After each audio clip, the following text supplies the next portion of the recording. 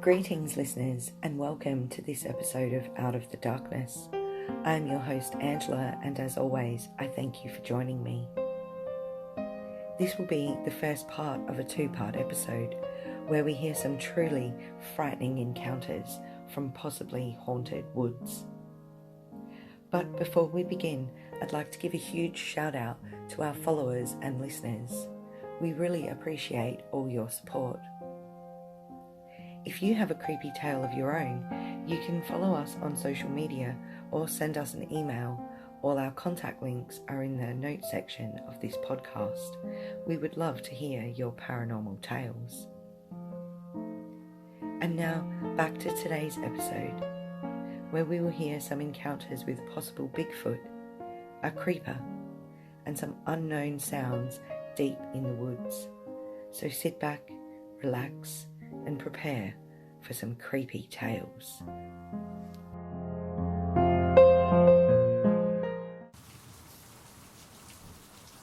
I was hiking in the Alabama hills 2 years ago. I have never spoken or written about this experience before, as I'm honestly still struggling to make sense out of it myself.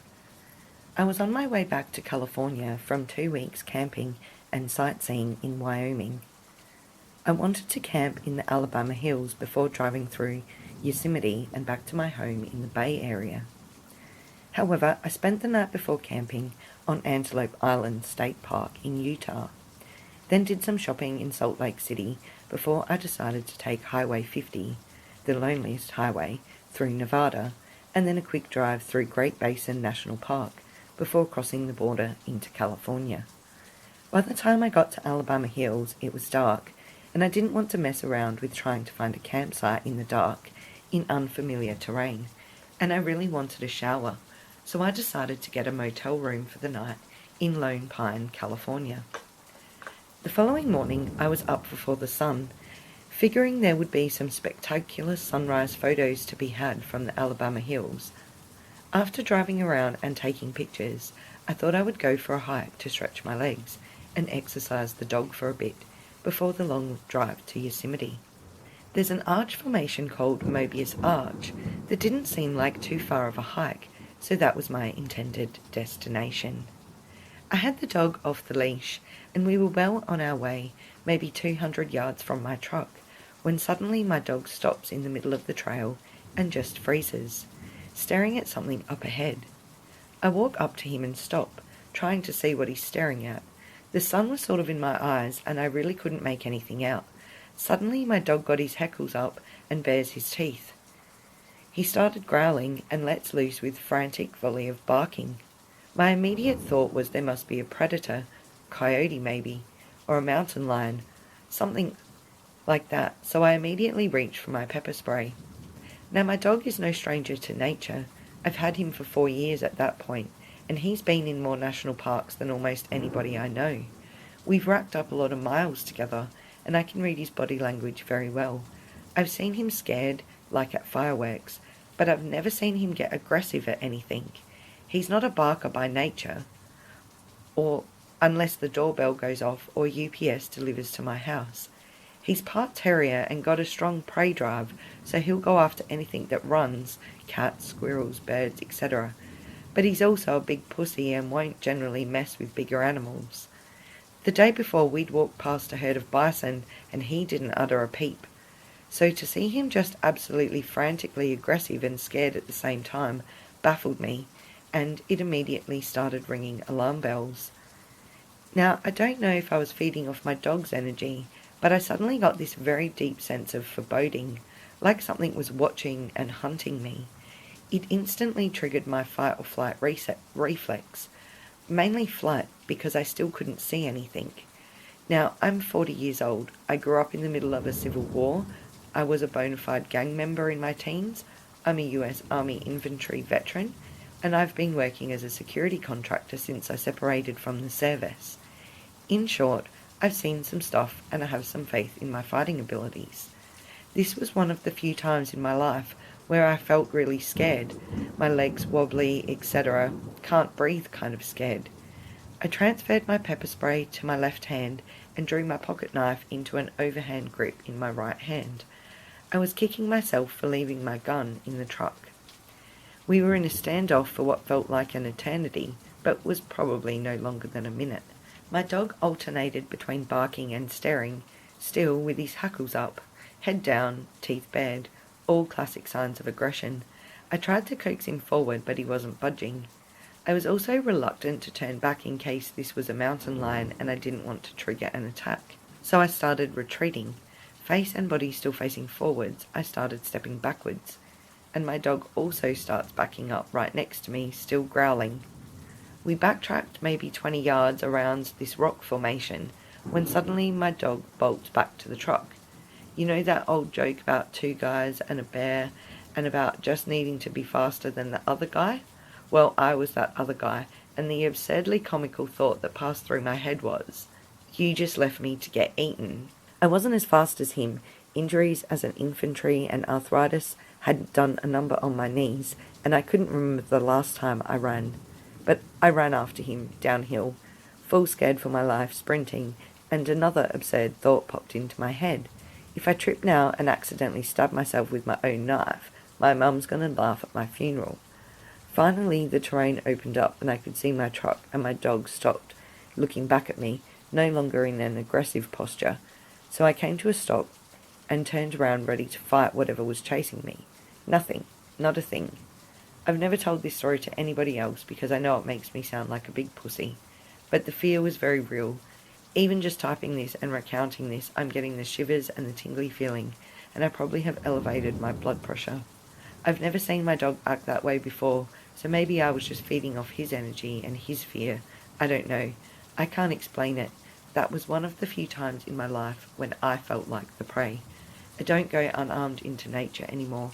I do have a license to carry, but very often when I'm out there in nature, I don't bother to carry a firearm. Prior to this incident, I thought the biggest threat I would encounter were other people, so I usually only carried in urban situations. Not that there's no bad people in the wild, but I figured the odds were in my favour. Not anymore. I'd probably carry an AR pistol with drum mags the next time I go hiking out there. I grew up in northern Wisconsin. My father was a pastor, and our church every summer would take a week-long camping trip to Ignace, Ontario. That summer, both I and my twin brother had turned 18, asked if we could individually bring a friend. Because of all the kids in the church were younger than us. So I brought my friend Mike, and my brother brought his friend Brian. We had 2 days left and told my dad and the others we were going to stay at the camp and hike around the lake.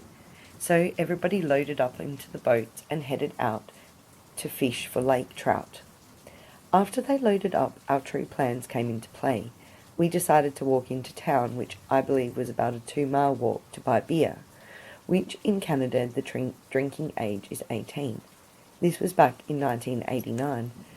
So we got the beer, and on the way back, me being paranoid, wanted to walk the tree line because I didn't want to get caught with the beer. But the underbrush was so thick we couldn't really travel through it, so we stuck on the road, got to camp and stashed the beer for the night. About 2 hours after everyone was asleep, we set out half a mile down the beach to have a couple of beers. We were sitting on the waterline talking about girls and telling jokes, when all of a sudden something splashed 8 feet out in front of us.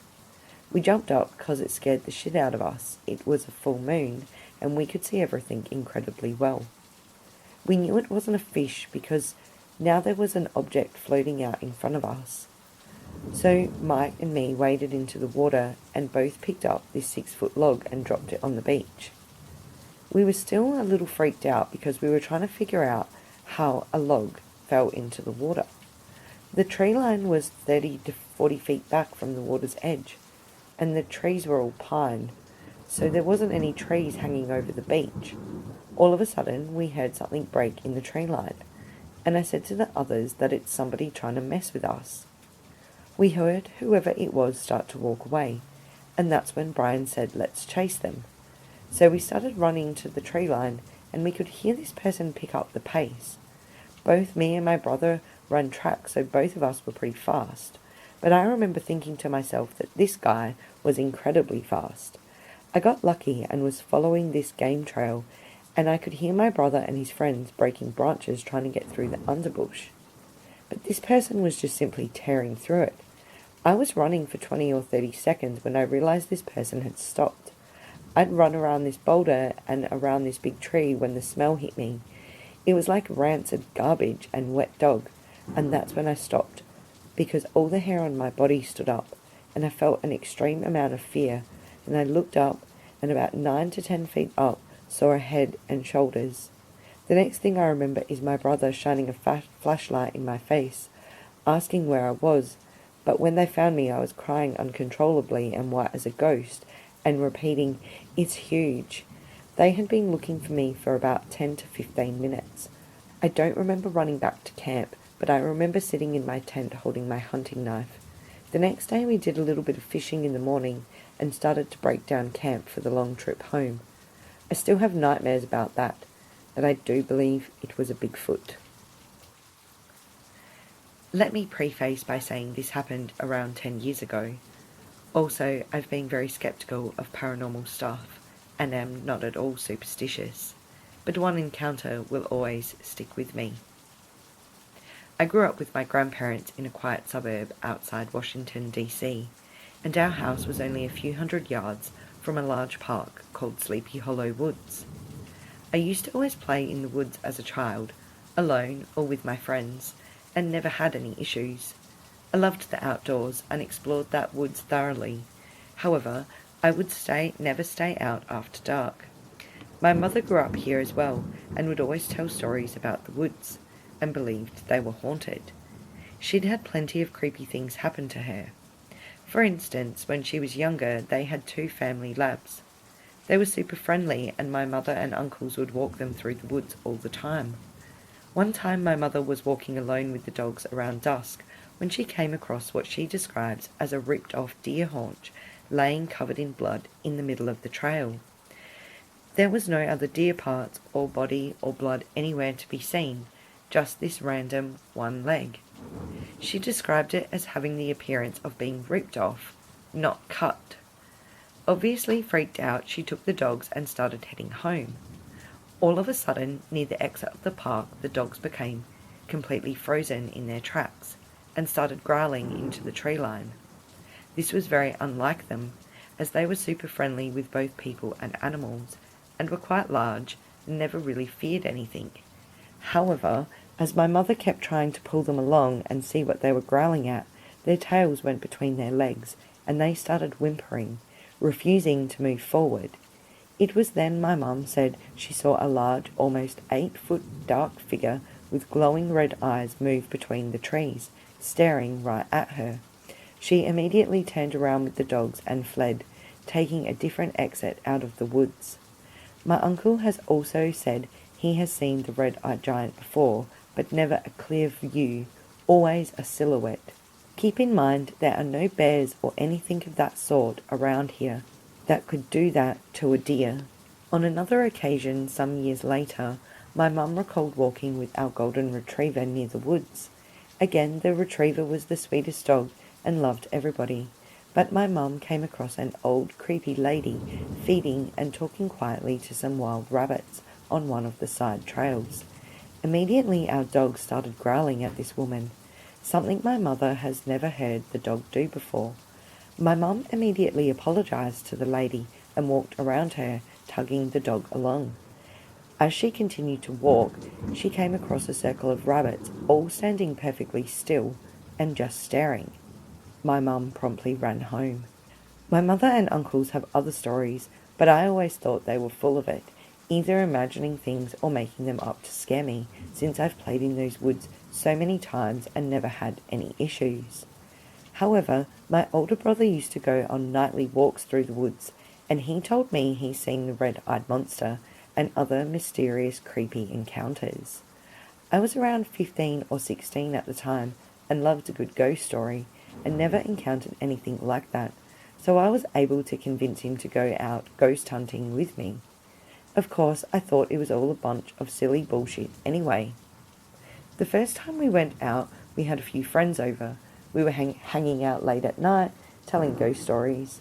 Of course, we mentioned the haunted forest. We were living at a house down the street from our grandparents at the time, so still practically next door to the woods. My friends all thought it would be fun if we went into the forest to search for ghosts or monsters and have a good laugh. We waited until it was about 2:30 and headed out. There was a fairly large group of us, maybe 6 to 8 people, including my brother and myself. As we were walking through this pitch-black forest using our phones as flashlights, I kid you not, all phones turned off at the same time. Of course, the girls in our group started freaking out, and to be honest, I'm pretty sure we all did, but we were also kind of laughing at the nonsense of it all. There was no noise anywhere other than us. The forest was completely dead silent, and after a few minutes, everyone was able to get their phones turned back on and working again. The second time I went with my brother and a couple of other friends, this time a much smaller group. I think maybe 3 or 4 of us. Same as before, we thought it would be fun to go out ghost hunting at night and see my brother's little Sasquatch friend. This time was different. The moment we entered the forest, things got weird. The forest felt unnaturally dark, and our lights barely reached the tree line on either side. We brought flashlights this time. We were also immediately felt a large sense of dread, danger, or like adrenaline, like we were being watched from all sides. Quite honestly, it was terrifying, as only moments before we were joking and laughing and telling stories, but we were all immediately shut up. Whatever, we continued walking slowly, walking deeper into the woods, talking and nervously laughing as we peered about with our flashlights. The forest was dead silent when suddenly, all at once, we heard what sounded like what can only be described as several thousand monkeys screaming and screeching at us from the treetops, in all directions, all around us. The noise was overwhelmingly loud and deafening. I've never heard anything like it, or since. It's hard to describe, but angry, hateful monkeys all crying out in anger at us is the best way to describe it. And those cries were definitely targeted at us. The sense of danger and dread immediately jumped up to 11, and we wasted no time in turning and sprinting for the forest exit. The sounds of 1,000 lost souls screaming loud, chasing us from above and around. Obviously, we saw no animals or anything else in those trees when we were flashing our lights up and about, but we're also more preoccupied with getting out of there. Like I said, we were only perhaps a few hundred feet from the entrance, so it took no time at all to get out. The moment we stepped out of the forest and into the light of a nearby street lamp, it fell dead quiet. Not a rustle, not a whisper. For those of you wondering, there are not any wild monkeys in those woods, nor anything else I could think of that could make those sounds, but it was loud and terrifying. The third and final time I worked up the courage to go in there at night and find these evil little monkeys once and for all sealed the deal for me, and I will never forget what happened that night. A few months or perhaps a year or so after our encounter with the angry monkey sound, I was still upset that I had never encountered the red-eyed Sasquatch thing everybody else had, and convinced myself that the prior experience was probably just some rabid foxes or something. It wasn't. My older brother agreed to go into the woods one last time with me, as he didn't really fear anything, and to be honest, neither did I. I was just an edgy 15 or 16-year-old. This time, if I heard them yelling at me, I was just going to yell back at them and demand them show themselves, or something like that. I just wanted to prove myself that night really happened, and I wasn't crazy. The setting was perfect, a full moon, it was about 2 a.m. My brother brought a couple of knives, and I brought a large quarterstaff. We set out on our little adventure. From the very start, things were different from our previous encounter, but for the better. There was no unnatural feelings of being watched, no sense of fear or dread, no sense of panic. We walked all through the woods, sticking to the major paths. The occasional cricket chirp and the sounds of the nearby creek flowing down river were the only noises we heard. At one point, a bush I was walking past bristled and something fled away, causing me to almost wet myself, but I figured it was just a raccoon or something like that. After about an hour of walking around, we decided to pack it in. As we started heading home, my brother would occasionally stop in the path and listen intensely. For what, I didn't know, as I heard nothing. He just said he thought he heard something. A few minutes later he stopped and grabbed my arm tightly. I looked up at him and asked what the big deal was, as we were almost out of the forest and I just wanted to get home at this point. He quickly hushed me and told me to shut up, so I did. Then he whispered that someone was following us, though he never once turned around or anything. At that precise moment, I caught the worst goosebumps of my life and felt the presence staring at us from behind. I very slowly began to turn and look behind us. As I did, I saw, a shadow or silhouette literally creeping up on us. The best way to describe what I saw was a large 8+ feet figure with glowing red eyes, silently walking down the path towards us. Once it saw that I had seen it, it immediately crouched low and dashed straight out of the path and into the tree line at a full sprint, but without making any noise. I remember just yelling at my brother, "Run," and we ran. The thing is, this thing started chasing us. I'd never felt more danger, more raw hatred emanating from something or someone before. I knew it wanted to kill us, and we were sprinting for our lives through this maze of forest. And it chased us the entire way, just barely behind us. It must have been going fast to keep up, because we were legging it. I never turned around, nor did my brother, for that would have slowed us down even a tiny bit. I could feel it reaching out to grab me by my neck or collar just inches, keeping myself from it as I ran for dear life. At this point, we could also hear it clearly kicking up gravel and dirt just inches behind us. Knowing there was no way we'd make it to the proper exit in time, I yelled to my brother to follow me off the main path and through a small hidden trail that I knew from my childhood. Gloriously, we burst out of the forest and onto the lighted lawn of what used to be my best friend's backyard. As soon as we got out of the forest and into the lights of the yard, we immediately stopped and turned to face the forest and our attacker. But it just stood there, just out of the light, just out of the tree line, menacingly glaring at us with hatred and animosity you could feel. I never got a good look at it, not like I had when I first saw it on the trail creeping up on us, but I could sense it was there, and almost barely see a large, almost 8-foot figure or shadow moving against the tree line, staring us down. Full of adrenaline, I yelled at it to come out into the light, instead of creeping like a pussy. I had had my staff out in front of me and my brother had a knife. We were prepared to defend ourselves. Suddenly something hit me in the chest. Stunned, I looked down to see a few pieces of gravel from the main path we were on earlier, standing at my feet. It threw it at me. My brother saw it too, and immediately threw one of his knives into the forest from where the rocks came from, and we turned and ran home. We've never been back into those woods since, and will never be caught in them after dusk, if I ever go in at all. I don't know if it was an angry hobo or something else living in those woods or what, but from memory, the best I can describe what I saw was a very large man figure, walking, creeping upon us, and once it saw that I'd noticed it, it hunched down low and sprinted silently into the tree line. I've never felt such danger in my life. I know for a fact, whoever or whatever it was meant us great harm. I've since heard stories of crawlers and other such things, and perhaps this was an example of one. I don't know, but my brother swears on his life that he did not set that up to scare us or have anything to do with what happened, and that he was just as terrified as I was. Oh, and he never did find his throwing knife. He actually went back to look for it in the morning.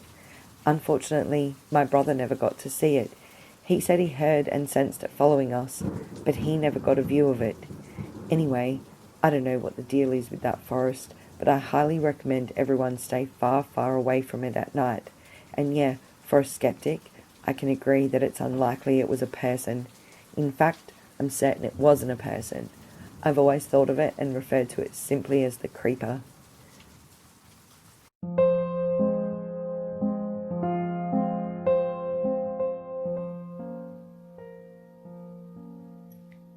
We hope you enjoyed today's episode of Out of the Darkness, and everyone here at D A Paranormal Services would like to thank you for joining us.